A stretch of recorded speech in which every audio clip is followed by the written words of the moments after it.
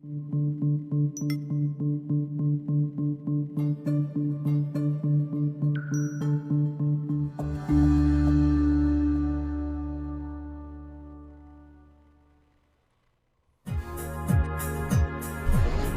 real estate business can be brutal.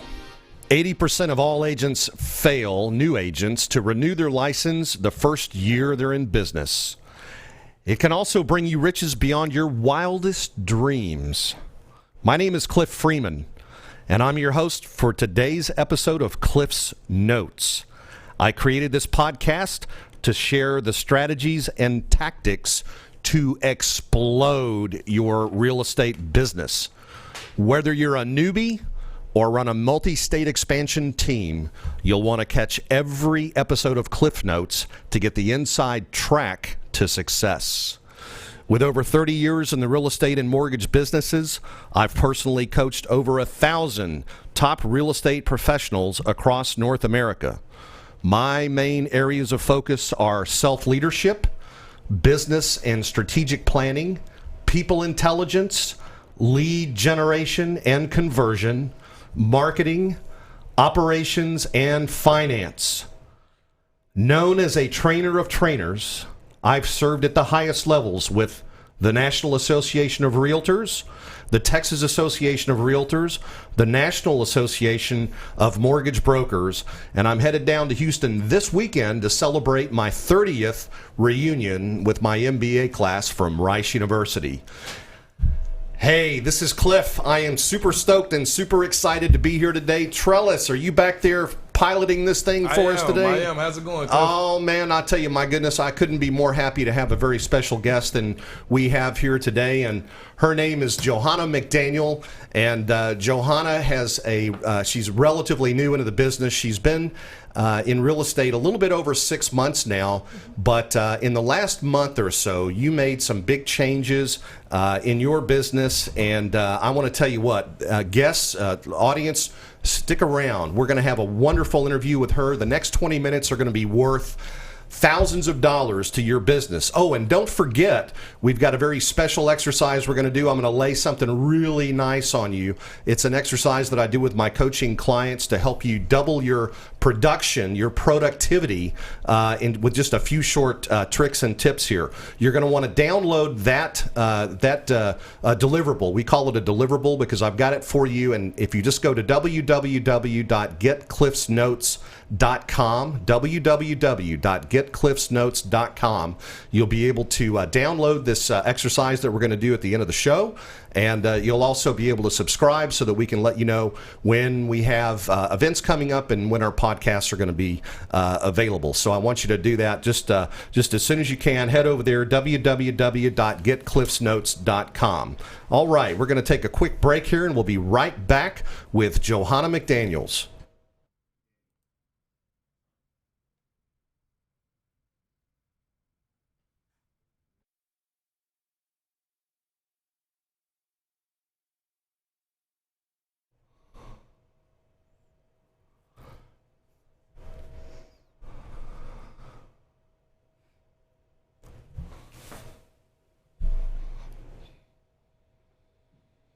We're good. All right. My goodness. So we just celebrated Mother's Day weekend this last weekend, and I know, Travis, did you have a good Mother's Day this last weekend? I did. Well, my mother did. I guess I should say more. So she definitely did. Well, you better put Mom first on Mother's Day. I'll tell you, that's right, isn't it? Definitely. How about yourself? Yeah. Well, it was terrific. I took the family down to Green, Texas. You ever been down to Green? I haven't. Where's Green, Texas is located? Just a little bit outside of San Antonio. I got a little quick story I want to share with you about this. Back in 1975. There was a gentleman, we used to call him Chicken Man, those of us that knew him. His name was Pat Malik. Chicken Man, yeah. Okay. And it wasn't because he liked fried chicken. He just had those legs. You know what chicken legs look like? They're real skinny.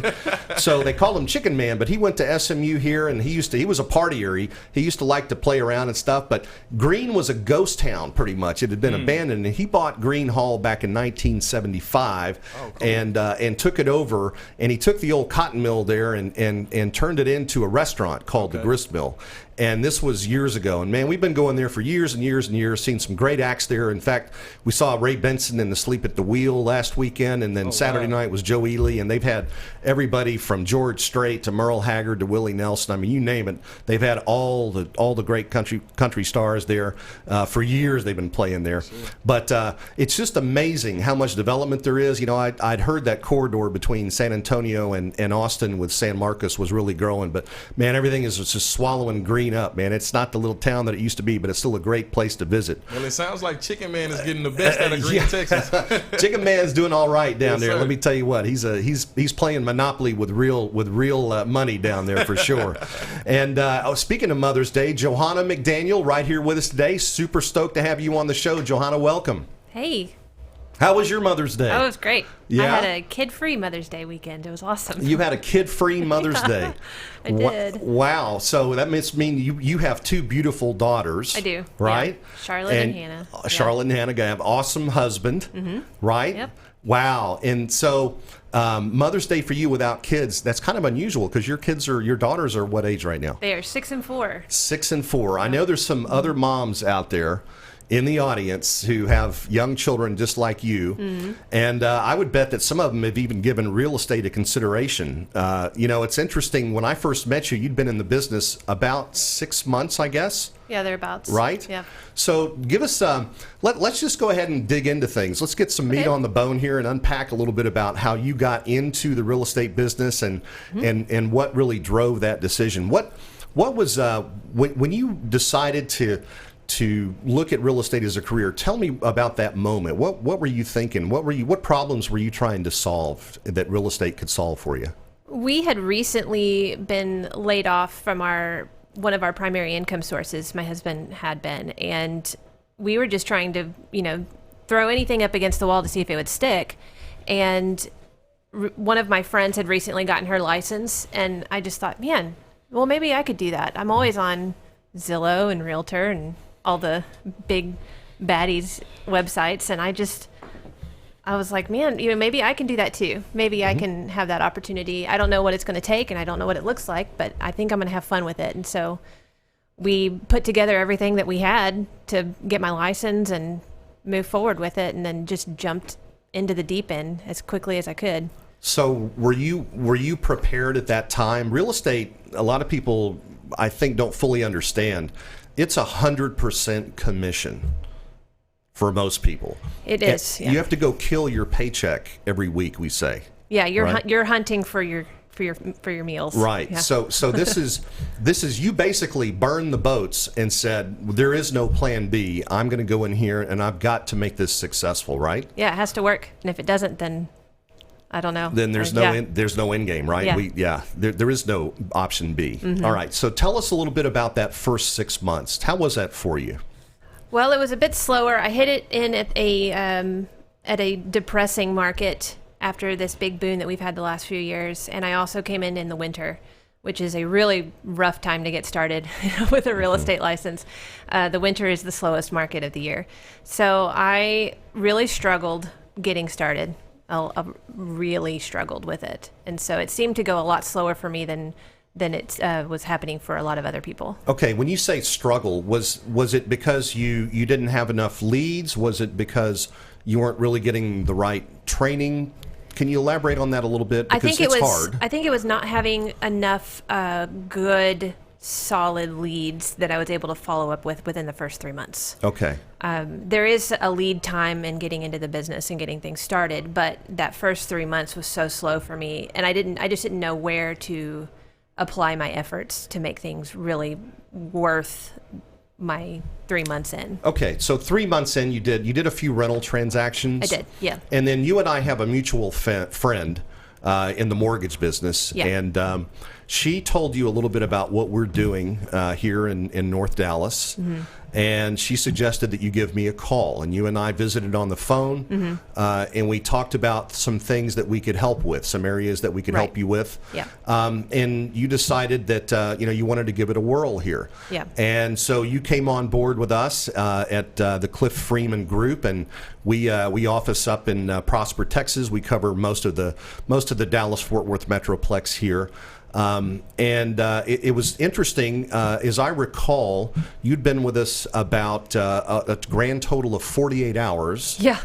And you got hooked up with your first client. Can you tell us a little bit about that? So the lead generation that you offer allowed for me to just right off the bat have a active buyer who was ready to go. And so we are already under contract on a home. And that happened this week, which is super exciting for them and for me too, to get that ball rolling.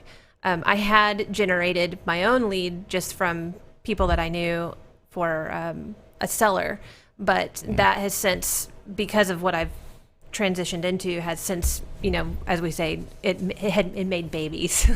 It is.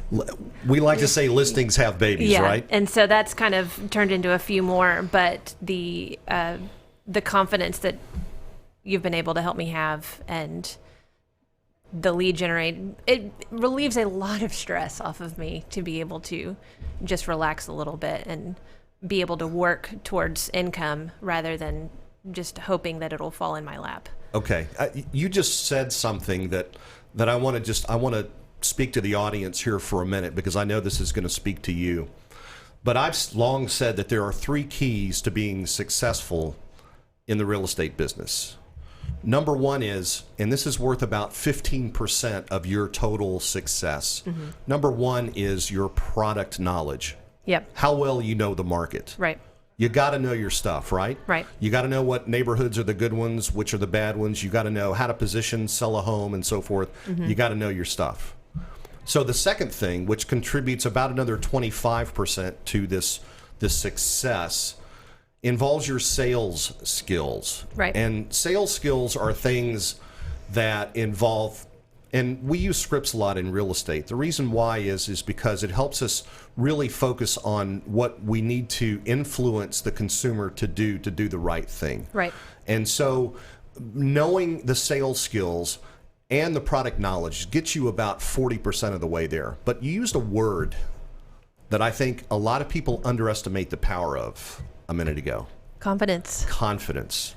So if there's 3, that means that your confidence is responsible for about 60% of your success in this business. Right. So I really appreciate you saying that. I didn't ask you to say that, but it's the truth. It really is the truth. So getting your confidence level up where it needs to be is absolutely critical. And you feel like we've been able to help you with that. That's awesome. Absolutely. Okay.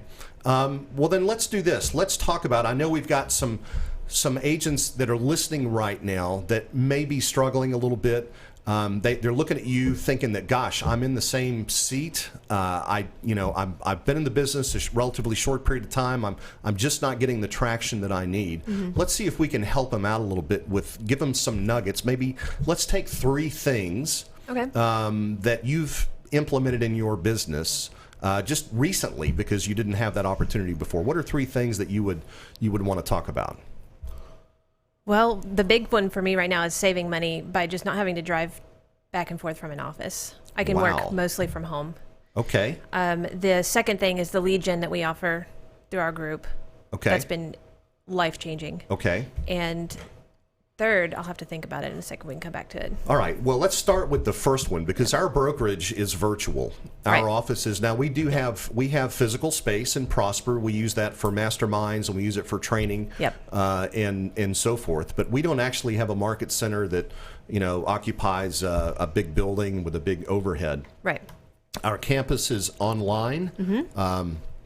You can go in and get all your questions answered by all the departments that are spread out all over the country just by going into the world. That's the third thing. Yeah. It's tech advanced. Tech. Okay. Yeah. All right. So, but for you, the commute, huge, because there's really no need to go into an office. You realize that really about 90% of agents work out of their house anyway. Right. And if they have a team, they might have their own space. But the vast majority, I remember going into a market center in the past when I was affiliated with another brokerage, and it was really great. You'd see the same 5 or 10 people in there who were there all the time, at the coffee maker, the water cooler, doing the water cooler chat, who didn't really do a lot of business, right? Because all the people who were making money, they didn't need to be in the office. They needed to be out in the field, and they needed to really, because they were managing their time. And it's like you said, time management is a huge thing in real estate. estate, right? Absolutely. I mean, we had a discussion over lunch today about time management and your plans. We're going to get to your goals here in just a minute. Yep. And I'm super excited to tell people about your goals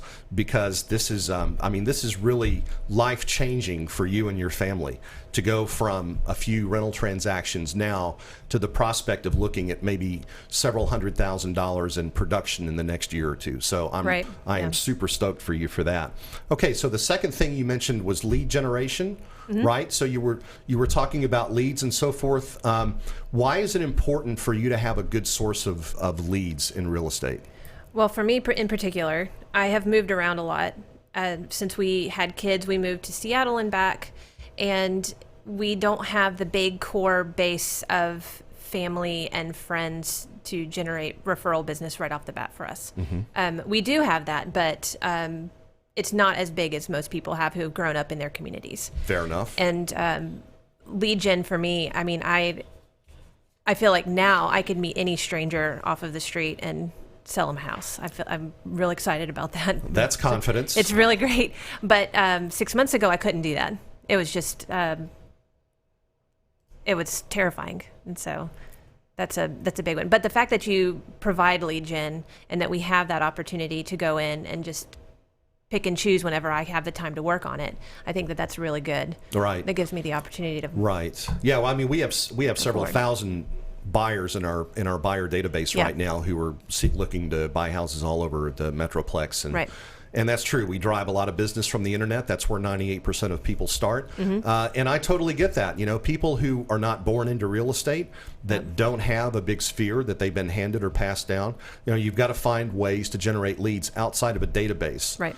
You know, the databases are really important, and you can hope that you're going to meet enough people standing in line at the post office that need to buy a house that, you know, you'll be able to build a business out of that. But hope is not a strategy. So we have to have additional ways, and what we try to do is to provide, I describe it as like having an oil well. Did I say that correctly? Oil well? In your I'm old. No, oil well pumping leads consistently into your pipeline. Right. And that's what it is. And speaking of pipeline, I know you have just lit it up recently with other things. In fact, we were talking about open houses. Tell us a little bit about how you're using open houses to generate leads now.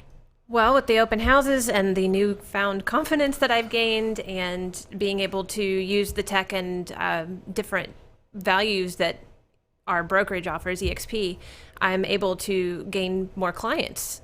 It's one of these things where you show it to them and they're like, oh, well, yeah, I want to use you because you've got the goods, you know? So it's really great. I've gotten another seller and buyer in the last 2 weeks from that. And it's just snowballing. It's wonderful. Right. Yeah. So we let's do some math here and do a little forward looking. Okay. So based on now you've got an experience with the leads, you've started to master the lead conversion process here. Yeah. And you know that you've got more leads than you can handle. So that's one thing you're never going to have to worry about is running out of leads. Right. So if you really get dialed in and start hitting on all cylinders, and I know we talked about your daughters going back to school and how that's going to free up some time and so forth. But you're a mom. You got 2 girls. You got a husband. You got a family. Yep. And even though you're going to be mom and wife and all the things that you need to be to have a balanced life, you still have some pretty ambitious goals about the number of houses and commission dollars you're going to generate in the next year. Yeah. You want to share that with the audience? So my goal for the first year with EXP, so it'll be about 1.5 years into the business, I will have had at a minimum of, I want to do 20 transactions or 20 buy sides, 20 sell sides, or either or. And I feel like that's my minimum. And anything over that would be amazing. But that will be my 6 figures my first year. Okay. And the price point out in our area, well north of 300. Sometimes when you get into some of the outlying areas, it goes below that. But you're talking about roughly potentially $10,000 in gross commission income per side. So just doing the math, that would put you at about 200 GCI. I would say the average is about a little 250 to 280 in on the west side of the Metroplex where I'm real heavy in. Mm-hmm. But if I'm able to do more on the east side, then yeah, definitely in the 300s. Yeah. Well, for sure. Where we are in Prosper, you know, the average Yeah. sales price is pushing, 500, right? And Absolutely. when you get into Frisco and those areas, it's even higher. Yeah, So, I'm moving next week. yeah, excellent. So I want to rewind a little bit and kind of get into your head, because this whole process of figuring out how to get into the real estate business, there's a lot of things that go through your mind. Mm-hmm. You know, what do I need? What kind? And really, you don't know what you don't know. Right. When you were looking for your broker initially, how did you get started with? And why did you pick the broker that you started with? I was very scared about going back to work as a homeschooling mom, and we were formerly in ministry, and I just was very timid. I didn't know what I was getting into. I wanted somewhere that was very safe, and I met with my former brokerage, and I've just felt really at ease and at home there. And that was I love them for that, for making my transition back into the workforce as a working mom so easy and as stress-free as possible. They were very welcoming about me bringing my kids to work, and I had a little spot set up under my desk with Legos and iPads, chargers, and all the necessities for a working mom. But now that I've moved over here, I don't have to go to an office, so it's all at home now. It's a lot easier that way. Right. But you said, what was I thinking? What I did is I called the agent who was my parents' agent when they bought their home. And that's who I had last dealt with, and I really liked his business practices and his branding aesthetic and everything. And so I called him up and then jumped into the deep end and just did it. So it wasn't like you had some method or some strategy. No, I mean, like you said, you don't know what you don't know. So I didn't know that. I mean, I guess if I had Googled it, like most people do, I would have seen that shopping for brokerages is probably a pretty normal practice. Right. But I just went in. So knowing what you know now, how important is it for an agent out there who's not sure what they're going to do? How important is it how important is your partner, your mentor, your coach? Oh, it's huge. I think having a coach that's extremely experienced can be a huge boon to your business. Okay. What about leads? Yeah, and that the lead gen is good. Absolutely. Right. You for mentioned me, yeah. that the quality and the volume of leads is really important. And it's the quality, not necessarily the volume. Right. Most leads from the internet tend to be people with very low credit, or it can be people that aren't ready to buy for another 3 years, or they're just looking, and that's fine because you do have to blow through a bunch of that anyways, and that gives you experience in the business and talking to people. But whenever most of those leads are only that can be really disheartening. Right. A lot of times, yeah. Right. So if you had one piece of advice, just one piece of advice that you could give someone out there contemplating doing what you're doing, what would you offer them? I would say definitely sit down with yourself or your spouse and figure out what are your goals. You have to goal plan. You have to know what your priorities are. And so then going from there, if you have kids, you want to know, am I able to work from home? Am I required to be in the office? If I want to get leads, do I have to be in the office to get the leads? Or can I just be at work from home and get these leads? You have to be able to ask those types of questions because you're interviewing them and it's not a job interview. That's right. Yeah. You're giving them your business. Right. So You're going to be paying the broker, so Yeah. you want to see what kind of value Right. they're going to deliver for you. That's Right. excellent. Well, Johanna, I am super excited about you and your future. You are just absolutely crushing it. And these are the kinds of stories that warm my heart. And it's my reward for being in the business this long, just to be a small part of your success going forward. Yep. And I'm so thankful to be in business with you and so excited to have you as a guest on the show.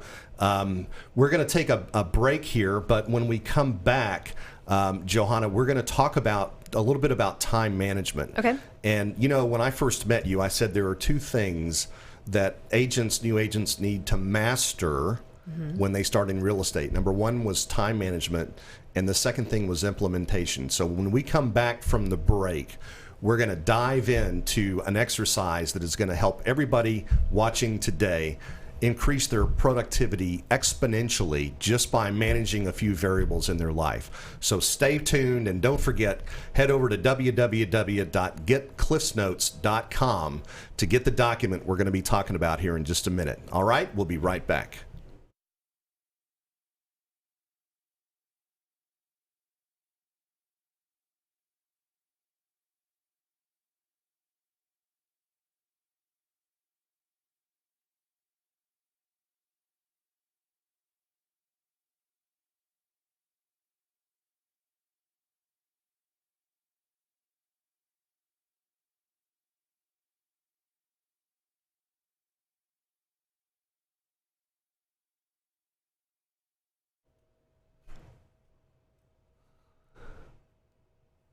All right, welcome back to the show. Again, our very special guest today on episode 2, season 1 of Cliff Notes, Johanna McDaniel, and I hope you were around to hear her story. Absolutely fascinating, and this is an inspirational story that I hope each of you will take and do some good with it. All right, as I promised, I'm going to share a little coaching nugget here. Ooh. That yes, this is powerful stuff, because we're going to essentially help everyone start to act their wage. You may have heard that phrase before. I think Gary Keller started it. But acting your wage really involves, how are you spending your day? What are you doing? What tasks are you doing? And how much is that contributing to your income? So, for example, Johanna, you and I were talking a little earlier about what's the most valuable thing that someone who's a real estate agent can do? What makes you more money than anything else that you can do? Listing presentations. A listing presentation. That's right. Travis, or winning, is that winning right? a listing That's right, presentation. Isn't it? Yep. I believe so. If I had to say so, I believe so. I can promise you, being on a listing presentation can pay you thousands of dollars an hour. There's no question about it. Right. Now, there are other things that we do. In fact, for those of you who have already downloaded the document, if you haven't, I want you to get a copy of this. This is what we call a delegation exercise. And on this delegation exercise, we are going to list all of the tasks and things that you do during the day. Now, here's an offer I want to make everybody in the audience. Look, if you'll take the time to complete this delegation exercise, I'll actually spend time with you and go over it. So if you download this, complete it, and email it back to me at cliff@cliffordfreeman.com. Okay, did you get that email address? Let me give that to him one more time. Travis, it's Cliff, C-L-I-F-F, at cliffordfreeman.com. Okay. If you'll send me this completed, and Travis, you can do one of these too. It might help you out. Definitely will. For sure. The delegation exercise, I will get on the phone with you and we'll do a call and go over this and see if I can help you increase your productivity. It's a very powerful exercise. So we list everything that we do, and I'm just going to go over this briefly because I'm going to give you a chance to complete it in the audience. We go all the tasks that we do during the day. Now, there's a lot of stuff. What kind of stuff do you do during the day, Johanna, that you would put on there? Laundry. Okay, laundry. Now, let's talk about that. How much all right, do some quick math here. If you're a $200,000 a year earner, let me do now. If you don't like math, just bear with me on this. There are about 2,000 working hours in a year if you work 50 weeks, because we've got 8 hours a day times how many days? 5 days, right? Okay. Times 50 weeks. That's 40 hours a week times 50 weeks is 2,000 hours. Okay. If you're earning $200,000, that's $200 an hour. Now, how many people do you know that earn $200 an hour doing laundry? That'd not be the life. Not very many. That's some expensive laundry. Let me tell you, that's couture laundry. Right. So $200 an hour. How about mowing your yard? Right. Yeah. How about that one? Well, I don't do that, but okay. We could put that on the list. Could you hire? Let me ask you. Could you hire somebody for less than $200 an hour to cut your grass? Absolutely. A lot less, right? Yeah, way less. Okay. So the purpose of this exercise is to help us understand what we need to be doing and what we need to delegate to somebody else. Do you change your own oil in your car? No. Why not? Because I can pay somebody else to do it. Yeah. First of all, it's a little dangerous, right? Right. Unless you have the right lift and everything. Yeah. But secondly, you can get it done for $35 and that's it. Yep. Did it yesterday. Yep. So we talked earlier about the value. First of all, the value of going on a listing presentation is priceless in our book. Right. But what kind of activity leads up to those listing presentations? Prospecting. Yep. And we know that as a rule, we want to try to prospect 12 to 14 hours a week, right? Mm-hmm. Because that is going to generate more income for us than anything. Right. So again, the purpose, we want to avoid priority confusion, and that's what this helps with. But also, as you think about it and you look at your perfect day, I want you to think on a dollar sense. If I'm doing a certain activity during the day, like if I'm just checking emails and returning phone calls, is that a dollar productive activity? No. If it's admin related to real estate, it is, but... Right, because we get hundreds of emails a day. Easy, yeah. Very few of them are anything that'll lead to making money. Right. Most of them are pushing paper around or spam or something like that. So would you agree that checking email is not a very high dollar producing activity? Right, it needs to be way down on the list. Right, Yep. exactly. So we will go through this delegation exercise, and I promise that by the time you're through this, if you will religiously respect what comes from this exercise, you will increase your productivity exponentially. Yep. And that is key. Remember, in real estate, there is no time clock. There's nobody managing you. It's up to you. You've got to manage yourself. And if you can become a ninja time manager, you will absolutely crush it in the real estate business. Wouldn't you agree, Johanna? Absolutely. I mean, the proof's in the pudding, right? It is. Yep, absolutely. Well, ladies and gentlemen, I think that's going to wrap our show today. I'm so excited to have everybody tuned in. Thank you so much. And my very special guest, Johanna McDaniel, agent, just crushing it. And Johanna, if there's anybody that wanted to reach out to you and just chat with you, have a conversation about, maybe where they are and talk to you a little bit more about what you're doing and so forth, how can they, what's a good email address for them to reach you? Johanna.McDaniel@exprealty.com, or you can reach me on most social media channels at Realtor McDaniel. Okay, and would you just spell your email address, Johanna? It's JOHANNA.MCDANIEL at EXPRealty. At exprealty.com. And it's at Realtor McDaniel? At Realtor McDaniel. And that's your handle. That's awesome. Well, thank you again so much for being here. You're welcome. Super excited to talk to you.